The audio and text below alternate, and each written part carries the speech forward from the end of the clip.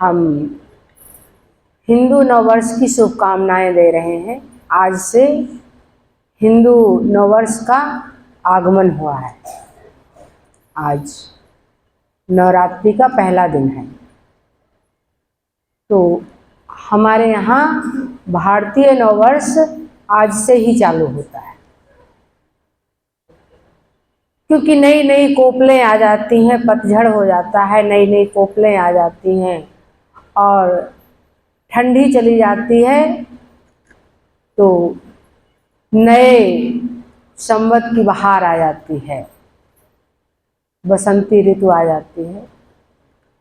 इसलिए आज से ही नया साल अपने यहाँ भारतीय नया साल है। तो नए साल पे आज रविवार है। नए साल पे आज रविवार है। रवि माने सूर्य का वार है।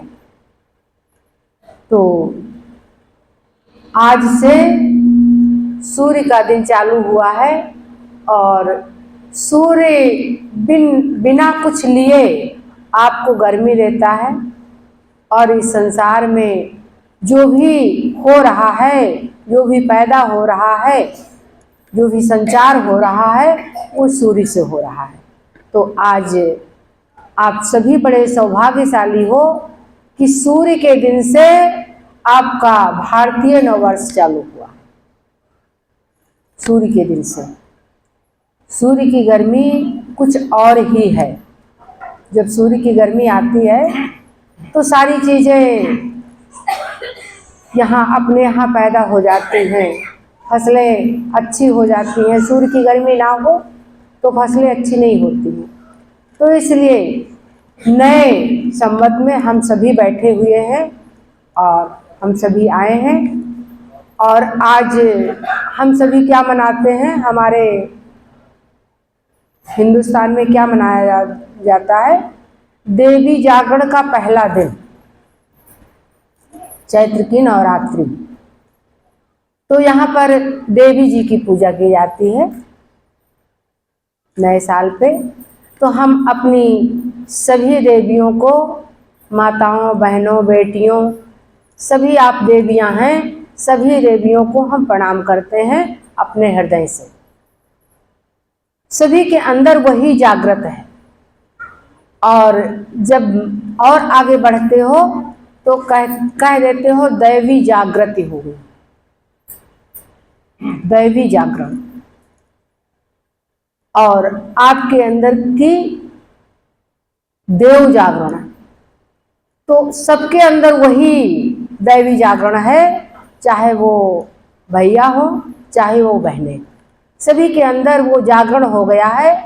वो सूर्य चमकने लगा है, कुछ नया नया करने का, प्रकृति में बदलाव लाने का नया कार्य चालू हो गया। और अगर नया कार्य चालू ना हो तो एक चीज से आप बोर हो जाते हैं। इसलिए प्रकृति का नियम है बदलना, फिसलना।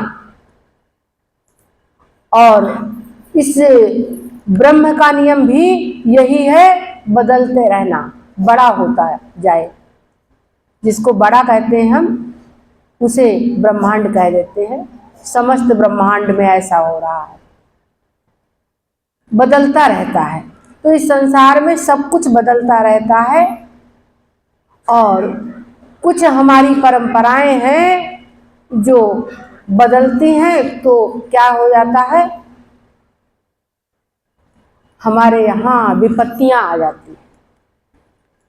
कुछ हमारी परंपराएं हैं जो हमारी माताओं की, हमारी बहनों की, हमारे भैया लोगों के, कुछ हमारे संस्कार हैं इस संसार के, कि वो अगर बदल जाए, संस्कार बदल जाए, तो यहाँ विपत्तियां आ जाती हैं। इसलिए जब हम सत्संग की तरफ आते हैं तो हमारे संस्कारों की याद दिलाया जाता है कि हमारे कुछ संस्कार हैं। हम कहते हैं हमारे माता पिता ऐसे थे, हमारे पूर्वज ऐसे थे, लेकिन पूर्वज ज़्यादा समझौता कर लिए। हमारे बाबा जो समझौता कर लिए वो पिताजी नहीं कर पाते, और जो पिताजी कर लिए वो हम नहीं कर पाएंगे, क्योंकि दुनिया बदल रही है, बदलने का नियम है। फिर भी हमारी जो माताएं हैं उनके नाम पर देवी जागरण रख दिया गया, माताओं की पूजा होने लगी, उनकी आरतियां होने लगी, बड़ा तूफान मचा हुआ है हमारे आज के दिन, आज के परिवेश में बहुत तूफान मचा हुआ है, देवी जागरण हो रहा है। लेकिन कितने दिन देवी जागरण होता है? 9 दिन देवियां जगाई जाती हैं, 9 दिन जगाई जाती हैं, फिर हम भूल जाते हैं।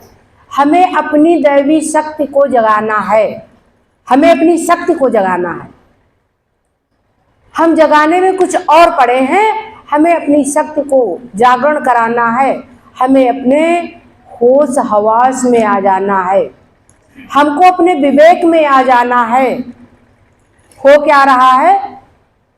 जो बहुत तरह के पेय पदार्थ हैं जिनको आसुरी वृत्ति वाले पीते हैं, और आसुरी वृत्ति ही कहा जाता है उसको, ये कहा जाता है कि राक्षसी पेय पदार्थ। वो ऐसे पेय पदार्थ आ गए हैं हमारे यहाँ, तो पहले लोग उसे दवा मानते थे, अल्कोहल को दवा मानते थे, कहते थे कि 1 चम्मच किसी को पिला दो तो फायदा हो जाता है। 1 चम्मच की जगह वो 10-5 चम्मच होने लगा, और फिर वो ड्रिंक की बोतलें आने लगी। अगर हमारे परिवेश में हमारे बच्चे, हमारे नौजवान, हमारे बूढ़े ऐसी चीज़ें पी खा लेंगे तो फिर वो होश में नहीं रहेंगे। इसलिए सत्संग सुनते समय होश की दवा खा करके सत्संग सुनना है। यहाँ आते हो किस लिए? कभी कभी सच्चाई मुंह से निकल जाती है, फिर रोकते हैं उसको कि हम अपनी मनोकामनाएं पूर्ण करा के आएंगे। हम जा रहे हैं, गुरुजी से कह देंगे, गोल गोल घुमाएंगे कि मेरी मनोकामना पूर्ण हो, लेकिन आप पहले आसुरी वृत्तियों से बचो। जो कहने और सुनने हम आए हैं, और जो कहने और सुनने आप आए हो, उसको एक बात में सुन लो कि आसुरी वृत्तियों से बचो। जो हमारे संस्कार हैं, जो हम संस्कारी बच्चे बनने जा रहे हैं, संस्कारी युवा पीढ़ी हो, हमारी ऐसी तमन्ना है, हमारी सभी माताओं की तमन्ना है। और जिस परिवेश में, जिस दिन रविवार में आज बैठे हो देवी जागरण में, तो हमारी माताओं की तमन्ना है कि हमारे बच्चे बड़े संस्कारी हों। इसीलिए तो माँ का दिन रख दिया गया कि माँ अपनी बात कम से कम बच्चों से कह पाए। तो जो हम चाहते हैं कि हमारे बच्चे बड़े संस्कारी हों, तो पहले एक संकल्प लो। मनोकामना पूर्ण करने के लिए आपकी माँ, आपकी माताएं, चाहे हम ही को रख लो इस जगह, जब तक शरीर में सांस चलेगी तब तक हम सोचेंगे हमारे बच्चे बड़े सुखमय हों, बड़े उन्नतिशील हों, और जो भी हमें दिखे वो बहुत अच्छा दिखे, बहुत स्वस्थ हो, बहुत संतुलन में हो, बहुत संस्कारी हो और बहुत उन्नतिशील हो। हम ऐसा चाहते हैं और सबकी माताएं ये चाहती हैं। तो पहले माताओं से एक संकल्प लो, हम संस्कारी बनेंगे। जो अनीति कार्य हैं वो हम नहीं करेंगे, अनीतियों से बचेंगे, और जो हमारे अनाप शनाप खान पान है, रहन सहन है, उससे हम बचेंगे। पान पुड़िया बीड़ी तंबाकू से बचेंगे हम, क्योंकि आज की हर बेटी ये चाहती है हम उसके साथ विवाह करेंगे जो कुछ खाता पीता ना हो। और आप सभी ये चाहते हैं हमको ऐसी लड़की संस्कारी मिले जो किसी से फोन पे भी बात न करती हो। आप ऐसा चाहते हैं, आप ऐसा चाहते हैं तो पहले वैसा करिए। हमारे प्रिय बच्चे, अगर आप चाहते हो कि हमारी पत्नी किसी से बात ना करे, तो फिर आप भी पत्नी व्रता बनो, नहीं तो काम नहीं चलने वाला है। आज जो जमाना है बदले की भावना का है। आज जो हमारी बेटियां हैं उन्हें तो हम अनुशासन में, हम माताएं अनुशासन में रखते हैं, लेकिन अगर आप एक बार तंबाकू खाएंगे तो आपके सामने 2 बार तंबाकू खा के और थूक देंगे, कहेंगे हम भी खाते हैं। आप ही के अंदर शक्ति नहीं है, हमारे अंदर भी शक्ति है, लेकिन हम माताएं उन्हें दाबते रहते हैं। बेटा संस्कार में रहो। हम माताएं समझौता करते हुए आए हैं।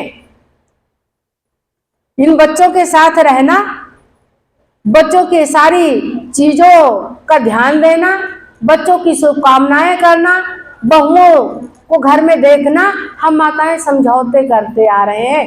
बेटा आप भी समझौता कर लो, लेकिन सही सही अगर हमसे पूछो तो सही सही ये है कि बेटियां कहती हैं आप 1 बोतल पियोगे तो हम शाम तक की 2 पिएंगे। बताओ आप क्या करोगे? आप चाहते हो कि मुझे बहुत संस्कारी लड़की मिले, और लड़की चाहती मुझे बहुत संस्कारी लड़का मिले, लेकिन बात बदले की भावना की है। अगर इस संसार को, इस परिवेश को, इस परिवार को, इस समाज को संभालना चाहते हो तो अपनी आदतें ठीक कर लो। आदतें ठीक कर लो। सत्संग सुनने आओ ना आओ, मुझे प्रणाम न करो, हमें कोई परवाह नहीं है। आप अच्छे कार्य करो, हमें प्रणाम की कोई जरूरत नहीं है। यहाँ मत्था टेकने मत आओ, आप मंदिर कभी न जाओ, लेकिन अपनी आदतों को ठीक ठीक कर लो। दूसरी बात, कुछ करते रहो। आपके यहाँ अभी थोड़े दिन 1-2 महीने पहले रतन टाटा जी गए। उन्होंने अपने इतिहास में, अपने निबंध में, अपने किताबों में लिखा कि कुछ ना कुछ करते रहो, चाहे जो कुछ करते रहो, खाली न बैठो, कुछ करते रहो। जो भी आपसे हो पा रहा है थोड़ा सा और प्रयास करो, थोड़ा सा और प्रयास करो, प्रयास करते रहो।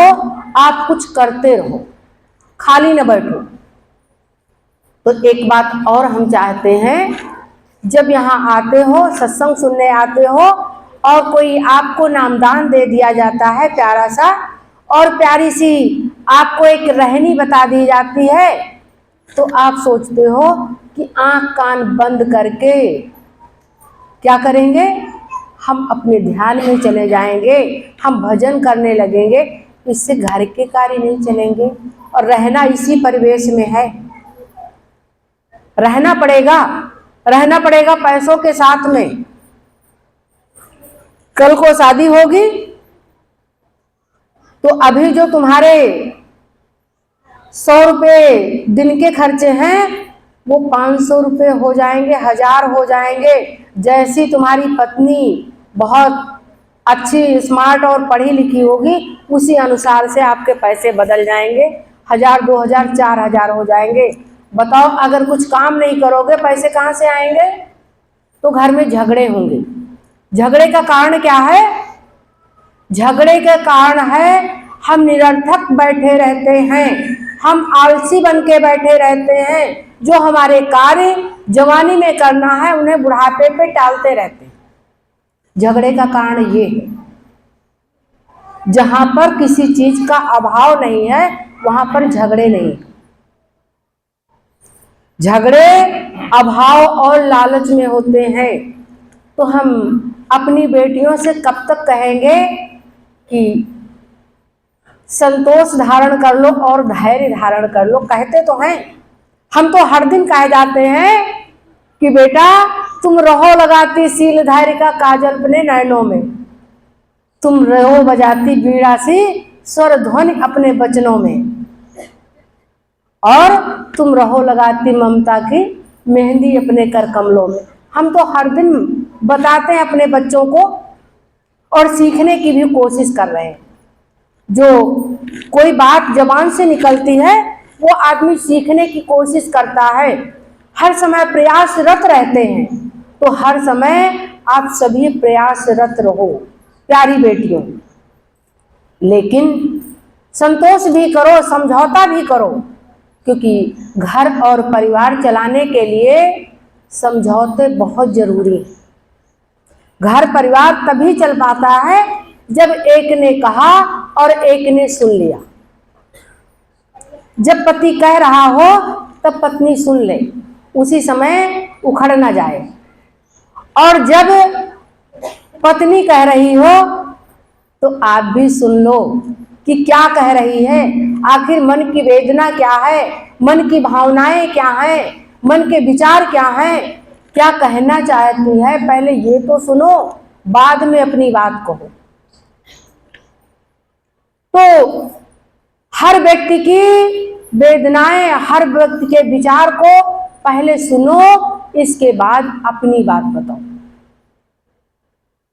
तो हमें क्या करना है, कुछ ना कुछ करते रहना है, आलसी नहीं बनना है और समय से पहले कार्य को करना है।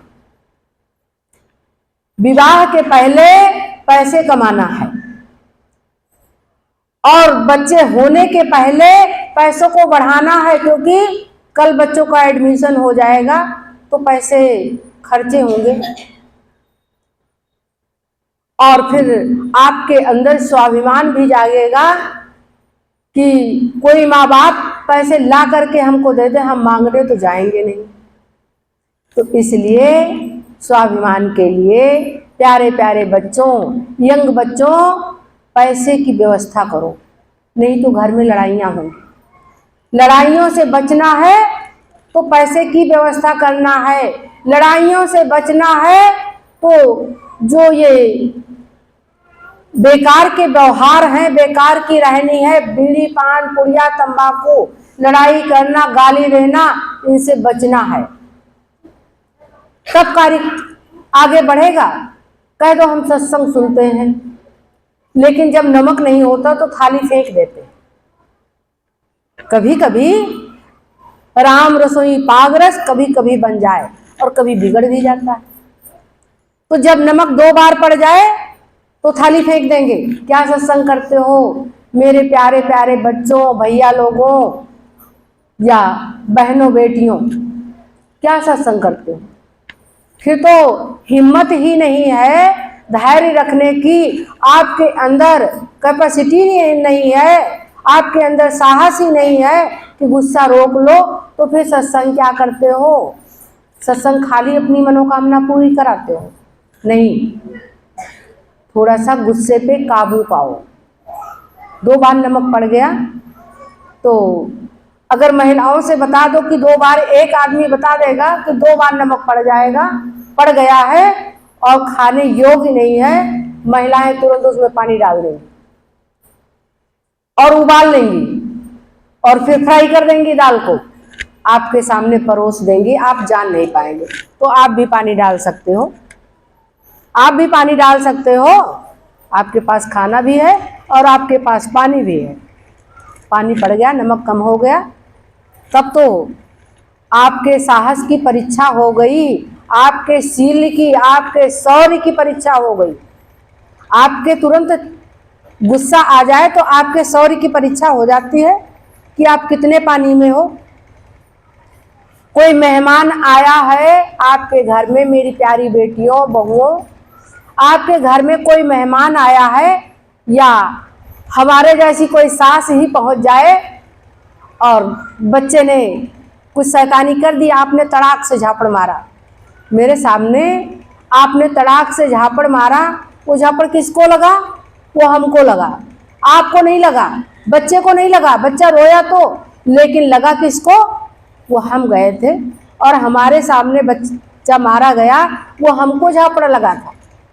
तो आपने कितनी इज्जत की, अपने बड़े बुजुर्गों की कितनी इज्जत करते हो, पहले ये सोचो।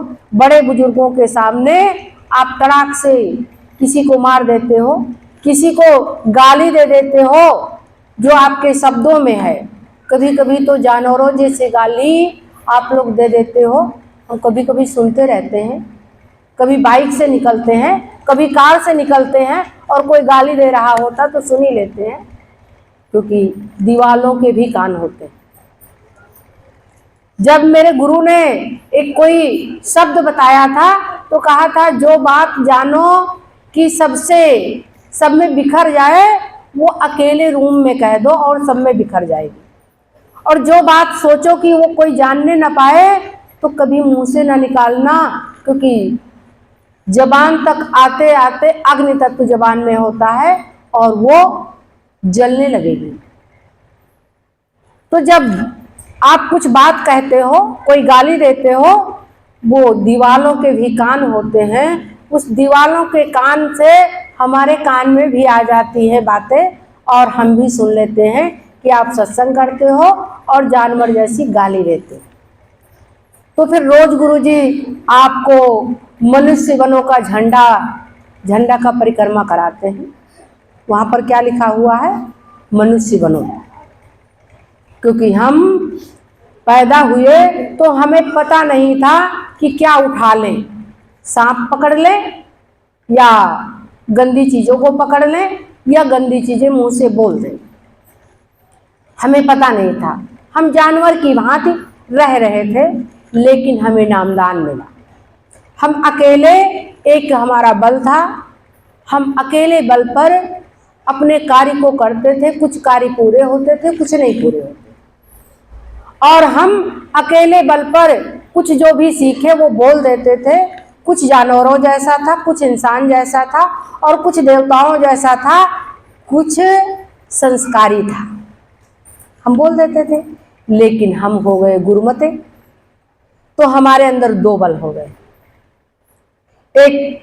एक बल था और एक गुरु का बल आया, तो दो बल काम करने लगे।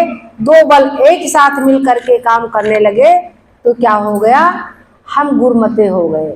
अब तो गुरु के अनुसार ही बोलेंगे। जो गुरु चाहेगा वो बोलेंगे, नहीं तो नहीं बोलेंगे। नहीं बोलने वाला है तो नहीं बोलेंगे, लेकिन जो गुरु चाहेगा वो बोलेंगे। तो आप सभी गुरुमते हो गए। फिर आपको पशुता से उठा करके मनुष्यता में लाया गया। गुरुजी ऐसी साधना करवा के आपको पशुता से उठा करके मनुष्यता धारण कराया, और फिर महामानव बनने का आगे उपचार कर रहे हैं, ट्रीटमेंट कर रहे हैं। आपको कुछ ऐसी आज्ञा दे रहे हैं, कुछ ऐसा नामदान दे रहे हैं कि आप मानव से महामानव बन जाओ, आप दिव्य पुरुष बन जाओ, आप में दिव्यता आ जाए। तो फिर दिव्यता आ जाए और आपके मुंह से अगर गालियां निकल जाएं गंदी, तो दिव्यता है? नहीं है, नहीं दिव्यता है। तो प्यारे प्यारे बच्चों, आज से आपके मुंह से अच्छी बातें निकलेंगी, सभी बातें निकलेंगी। लेकिन हम अपनी बेटियों और बहुओं से भी कहते हैं कि जब भी कोई काम नहीं कर पाती और बच्चा पीछे पीछे लगता है, उसे गलत सलत बोल देती हो, तो आप भी पशु का व्यवहार करने लगते हो। इसलिए आपको गलत नहीं बोलना है। अपनी सासू माँ के सामने आपको तड़ाक से झापड़ खींच करके नहीं मारना है, क्योंकि वहाँ पर बच्चे के चोट नहीं लगेगी, दादी को चोट लगेगी। अब प्यारी बहुओं, आप समझ लो किसको चोट लगेगी और हम कहाँ कहाँ पर गलतियां करते हैं, कहाँ कहाँ पर अपने सास ससुर को असम्मानित करते हैं।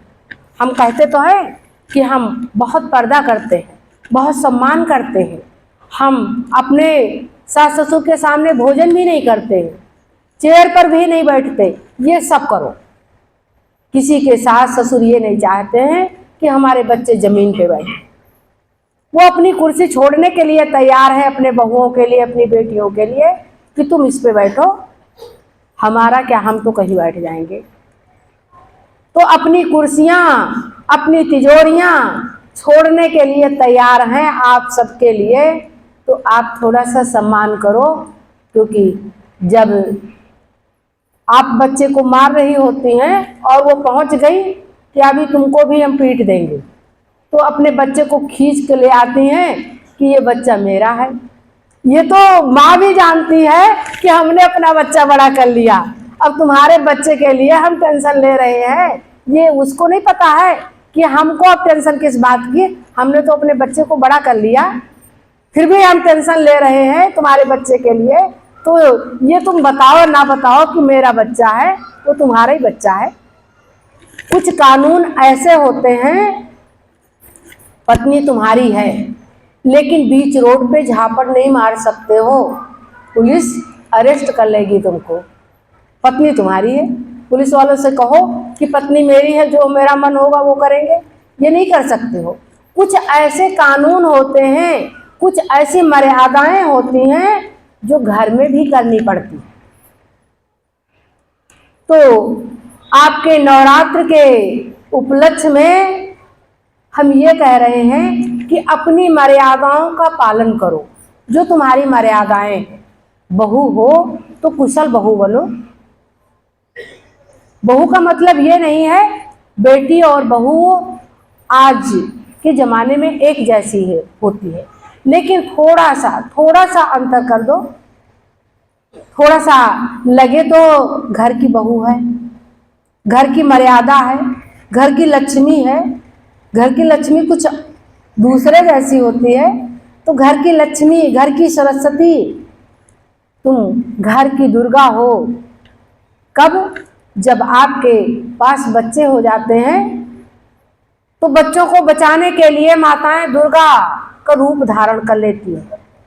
अगर कोई इसमें भेड़िया जैसा आसुरी प्रवृत्ति वाला व्यक्ति आके टूट पड़े हमारे बच्चों पे, तो हम दुर्गा बन जाते और दुर्गा बन करके क्या करते हैं? महिषासुर मर्दनी बन जाते हैं। यही देवियां, यही कोमल बेटियां जो अपनी चूड़ियों के खनक से डरती थी, वो आज क्या हो गई? आज दुर्गा बन गई, क्योंकि वो माँ बन गई, वो बहन बन गई, वो बेटी बन गई, वो पत्नी बन गई, किसी की चाची नानी बन गई, उनके बड़े बाहुबली बन गई। तो इसलिए बाहुबली के साथ साथ हमारे संस्कार, जो हमारे माता पिता ने हमें संस्कार दिए हैं, वो कहीं भूल ना जाएं। संस्कार कौन से?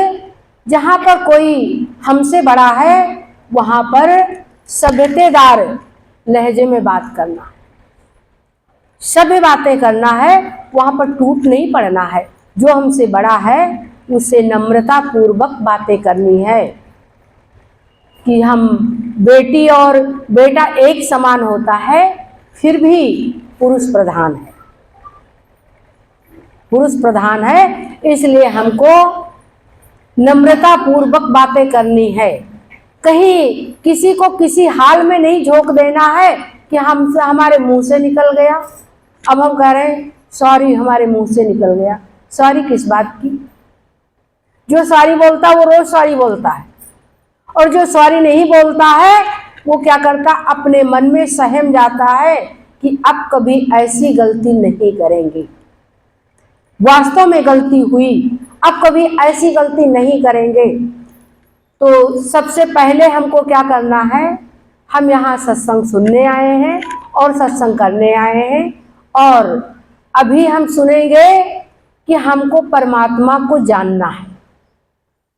हम सब कुछ इस संसार की सारी चीजों को जान लिए हैं, लेकिन परमात्मा को जानना है। फिर भी हम जानते हुए अनजान हैं, क्योंकि अगर हम अच्छे से घर नहीं चला पा रहे हैं तो परमात्मा को जान करके करेंगे क्या? फिर परमात्मा को कहाँ बिठा लेंगे? परमात्मा को अपने मन में बिठाल करके क्या बुराइयां सुनाएंगे? नहीं। तो सबसे पहले हमको अपने आप को ठीक करना है, अपने मन को पवित्र करना है। और आपके रामायण में लिखा गया कि निर्मल मन जन सो मोह पावा, मोह कपट छल छिद्र न भावा। कपट और छल छिद्र बुराइयां, द्वेष ईर्षा से हमें बचना है, द्वेष ईर्षा से हमें बचना है। और एक संतुष्टता होती है। व्यक्ति संतुष्ट होता है, जो अपने आप में संतुष्ट हो जाता है उसे किसी चीज की कोई जरूरत नहीं पड़ती है, और जरूरत नहीं पड़ती है तो किसी चीज का अभाव नहीं होता है। हर जगह पूर्णता ही मिलती है, हर जगह पूर्ण हो जाता है। जहाँ भी कोई अभाव दिखता है वहां पर पूर्णता पहले अपना कदम रख देती है। तो इसलिए संतोष किस लिए करना है कि कुछ किसी में हम सभी एक घर के, एक परिवार के और एक जैसे नहीं हैं, सब अलग अलग स्वभाव के हैं। इसलिए किसी न किसी के स्वभाव से समझौता करना है। पति को पत्नी के स्वभाव से समझौता करना है और पत्नी को पति के स्वभाव से समझौता करना है, क्योंकि एक गोद में पैदा नहीं हुए हैं, जो एक खून के रिश्ते हैं। हम सारी बातें, हम सारे भाई बहन एक जैसे नहीं होते हैं, तो सारी बातें किसी को कोई नहीं समझ पाता है। इसलिए हम संसार में समझौता करते आते हैं, अपने रिश्तों में समझौता करके रिश्तों को एक धागे में पिरोते रहते। अनेकों प्रकार की मोतियां होती हैं, कई कॉम्बिनेशन की मोतियां होती हैं, कई कलर की मोतियां होती हैं, और एक धागे में पिरो करके उसे सभी साड़ियों पे चलने वाली माला बना ली जाती। जो भी साड़ी पहनेंगे उस पे चल जाएगा ये माला। लेकिन एक प्रेम रूपी धागा ना हो तो हम पिरो नहीं सकते हैं। तो इसलिए हमको अपने प्रेम रूपी धागे में जो हमारे रिश्तों की माला है उसे पिरो के रखना है, अपने रिश्तों को संभाल के रखना है। कौन क्या है, सभी को आकांक्षाएं हैं आपसे। सास को भी बहू से आकांक्षा है, और आपके भाई बहन माता पिता को भी आपसे आकांक्षाएं हैं कि आप कुछ उनके लिए करके लाएंगी, कुछ अच्छा बोलेंगी, कुछ उनके पक्ष में बोलेंगी। आपको भी हमसे आकांक्षा है कि माता जी मेरे पक्ष में बोलेंगी, आपके पक्ष में बोलेंगे, और भैया लोगों के भी पक्ष में बोल देंगे। हमारे तो चारों बच्चे हैं, बेटा और बेटी, बहू सभी हमारे ही हैं, तो किसके पक्ष में बोलेंगे, किसके पक्ष में नहीं बोलेंगे। लेकिन सभी सुधर जाएंगे तो हम खुश हो जाएंगे। माँ तो तभी खुश होती है जब चारों तरफ से उन्नति होती है, तो माँ खुश हो जाती है। इसलिए आप सभी एक जैसे हो फिर भी एक जैसे नहीं हो, वहां पर समझौता करना है। जो भी कार्य हम करते हैं उसमें समझौता करते हैं। और आगे क्या कि आपने सुना है कि अपने ही सम कीजिए ब्याह बैर और प्रीति। मित्रता भी अपने समान लोगों से हो पाती है, जो अपने समान लोग नहीं है उनसे मित्रता नहीं हो पाती है। और बैर भी अपने समान लोगों से होती है। कोई बड़े से बैर कर लो तो फिर जीत नहीं पाओगे, हार ही जाओगे, बैठ जाओगे। और अपने समान जैसे हम हैं, जिस पोजीशन पे हैं, जिस पद पे हैं, जो हमारे पास व्यवस्थाएं हैं, उसी के अनुसार ब्याह भी कर पाते हैं। तो हर जगह पे समझौता करते आए हैं। हमारी माताओं से पूछो कितने समझौते करते आई। समझौते करके ही तो परिवार एक साथ रखे हैं। 3-4 बच्चों को, 10 बच्चों को एक साथ रखना कोई आसान काम है, कितने समझौते करके आई हैं। इसलिए प्यारी बेटियों, रिश्तों के बीच में समझौता करना पड़ता है, परिवार के बीच में समझौता करना पड़ता है, शादी ब्याह के बीच में समझौता करना पड़ता है। ऐसा नहीं है कि बिना समझौता के कुछ होता ही नहीं। आप कहोगे हम बहुत अच्छे हैं तो समझौता क्यों करें? समझौता करना ही पड़ जाता है। जब यहाँ पर प्रार्थना हो रही थी तो एक लय में जब 10-5 लोग बोल रहे थे तो एक भनक निकल रही थी, एक गूंज निकल रही थी। और उस गूंज के साथ में क्या होता है उस गूंज के साथ में एक लयबद्धता जब होती है तो वहां पर परमात्मा उतर आता है। इसीलिए तो प्रार्थना करने आ जाते हो, एक साथ प्रार्थना करने क्यों आ जाते हो? क्योंकि जो गूंज निकलती है वो कोई दूसरे टाइप की गूंज निकलती है। इसी तरह से जब चार लोग मिल करके समझौता करते हैं तो सारे लोग अपनी अपनी बात करते रहें, हम क्यों समझौता करें, हम क्यों करें, हम क्यों करें, तो वहां पर क्या होगा? वहां पर कोई समझौता नहीं होगा। और जब चार लोग मिल करके कि आपकी भी बात सुनी गई, आपकी भी बात सुनी गई, आपकी भी बात, और उसमें से एक निष्कर्ष बहुत अच्छा सुंदर सा निकल आया, एक निष्कर्ष निकल आया और वो उन्नति का निष्कर्ष था और आप उन्नतिशील हो गए। तो इसलिए हमको क्या करना है? पहले घर ठीक करना है, रहनी ठीक करनी है, बच्चों की आदतें ठीक करनी है। जैसा हम बोलते हैं, अगर फोन पे पूरा दिन हम झूठ बोलते हैं तो हमारे बच्चे भी झूठ बोलेंगे। हो ही नहीं सकता कि बच्चे झूठ ना बोलें, तो बच्चे झूठ बोलेंगे। पूरा दिन जिस भाव में हम रहते हैं, घर में अकड़ते रहते हैं, तो हमारे बच्चे अकड़ते रहेंगे। फिर हम सोचेंगे कि गुरु जी के पास जाएंगे और कहेंगे कि बच्चों को नम्रता सिखा दो। तो गुरु जी से सीखेंगे थोड़ी देर में, क्या सीखेंगे बच्चे? 2 घंटे में क्या सीखेंगे बच्चे? जो आप लोग पूरे दिन पूरी रात रहनी रहते हो, जैसे खाते हो, जैसे पीते हो, जैसे साफ सफाई करते हो, जैसे रहते हो, बाहर का खाते हो, घर में बनाना नहीं चाहते हो, बाहर से चाय मंगा लेते हो, बाहर से छोले मंगा लेते हो, पिज्जा बर्गर बाहर से मंगा लेते हो, तो बच्चे वही सीख रहे हैं, वही तो करेंगे। बच्चे भी जब उनकी बारी आएगी बनाने की तो वो भी बाहर से मंगवा लेंगे। तो आप पहले मन के अंदर सोच करके देखो, जैसा जैसा हम करते हैं, आप सभी में से सारे लोग बड़े सुंदर हो, बहुत अच्छे हो, ईश्वर की कृपा बरस रही है। और कभी जब बाहर देखते हैं हम तो कहीं मुंह में पुड़िया पड़ी होती है। क्या पुड़िया शोभा देती है मुंह में? दांत आपके बनाए हैं, माता पिता के बनाए दांत हैं। ये दांत माता पिता के बनाए हुए हैं, इन दांतों के ऊपर अत्याचार आप कर रहे हो। आपका कौन सा हक है? इन दांतों के ऊपर जैसा माता पिता ने दिया है वैसे इन्हें साफ और निर्मल करके रखो, तब हम समझें।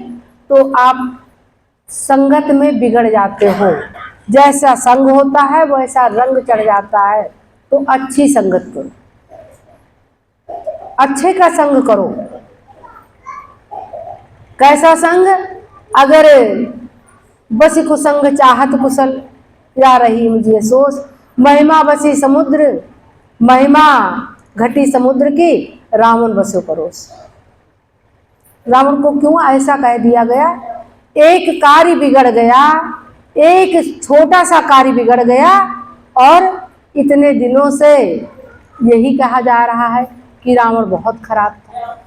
इसी तरह से एक छोटा सा कार्य अगर हमसे बिगड़ जाएगा तो फिर सारी बातें बहुत अच्छी होंगी, फिर भी दीवार में धब्बा का धब्बा ही दिखेगा।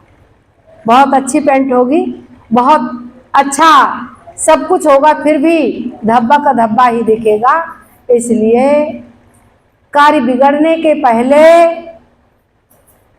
सोच करके कार्य करो।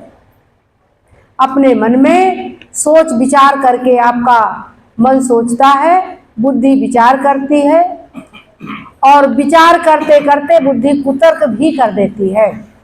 इसलिए मन का कार्य है सोचना, बुद्धि का कार्य है विचार करना, और आपके मन का कार्य है दया, क्षमा, वात्सल्य, वात्सल्य जैसा प्रेम करना, और अनुराग जैसा प्रेम करना, आत्मिक प्रेम करना।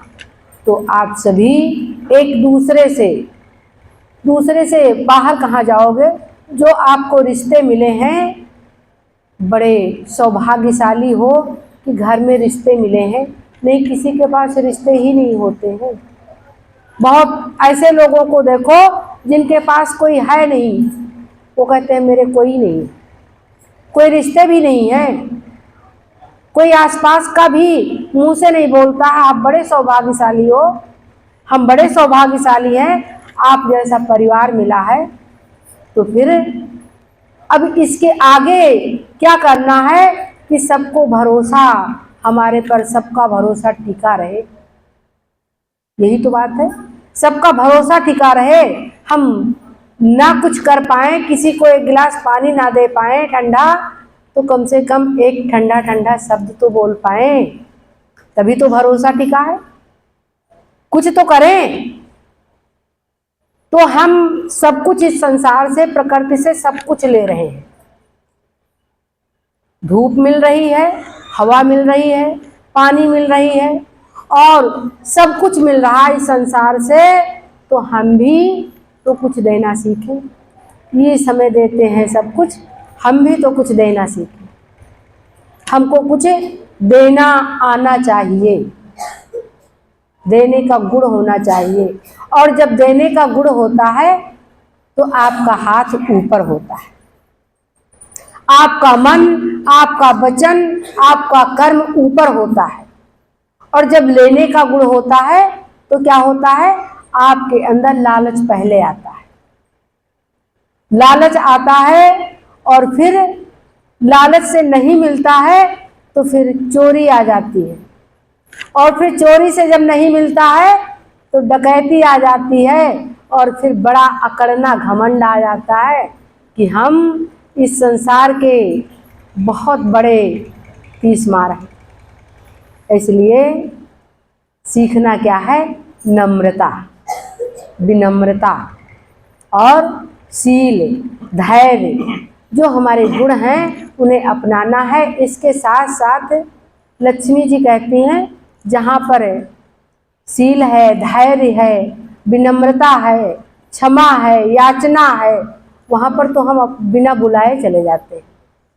तो ईश्वर तो बिना बुलाए आ जाएगा, और वास्तव में ईश्वर के अनुरूप तो आप ही बने हो। आप ईश्वर जैसा है वैसी ही वेशभूषा के आप बने हो, आप कुछ और नहीं हो।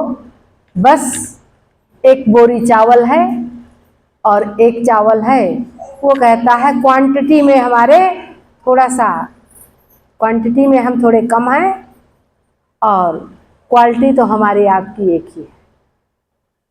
आप एक बोरी हो और हम 1 किलो हैं, क्वांटिटी थोड़ी कम है, लेकिन हम हैं तो आपके घर के ही, आपकी क्वालिटी के हैं। इसलिए परमात्मा आपको अपने स्वरूप का बनाकर भेजा है, उसे ढूंढना नहीं है, अपने गुणों का विकास करना है। राधा स्वामी।